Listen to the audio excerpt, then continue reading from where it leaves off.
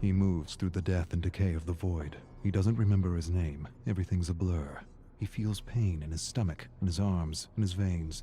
He needs to find one of those flowers. The nectar, the sweet serum that gives strength. Strength for what? He remembers. The killers. Experimenting on them. Why? Why was he experimenting on them? He doesn't remember.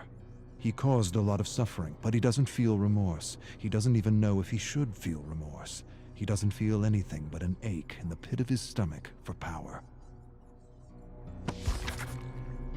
He has flashes of the doctor, his screams, his agony, turning the tables on him, experimenting on him like he had done with so many others. Where? Not here. Somewhere else. Another world. All of these survivors, marooned from other worlds. How does he know this? He doesn't remember. He remembers the experiments. What was he trying to understand? The nectar? The serum? The right dose? The right dose. To use without hurting himself. Too late. He feels the hunger. Not for food or drink, not for talk or fun. For a flower, a single flower, for serum. He knows the entity is watching him. He knows it, feels it inside his bones.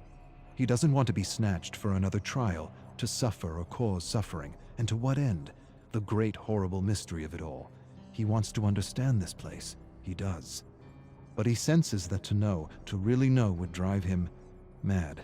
Madness, that's what this place is. The embodiment of madness. He doesn't want to be pulled into another trial. He wants to return home. He must return home. That's why he was studying the serum. It gave him insight. Insight to what? He doesn't remember. Home. He doesn't even remember where home is. He only remembers the void. Hundreds, maybe thousands of discarded survivors. Not dead, not alive, something else. Alive but dead inside. Burnt, emotionless, useless to the entity. He remembers rising from the void, finding a flower. Had this flower been his salvation? Had the flower been his way out? He falls to his knees and shouts at the abyss, and the abyss answers with silence. The silence is so deafening it hurts. He buckles over, climbs to his knees. He needs serum. He's lost. He doesn't know where he is. He sees things like tentacles reaching out for him from the fog, and he knows they're not real. None of it is. He's losing his mind if he hasn't lost it already. His eyes play tricks on him. He sees giant, nameless creatures looming over him. Doesn't matter. They're not real. None of it is. His hunger confuses him, oppresses him. He'd do anything for that feeling again. Anything. Even return to the trials. He would. He'd rip survivors and killers apart, limb from limb, for that feeling again.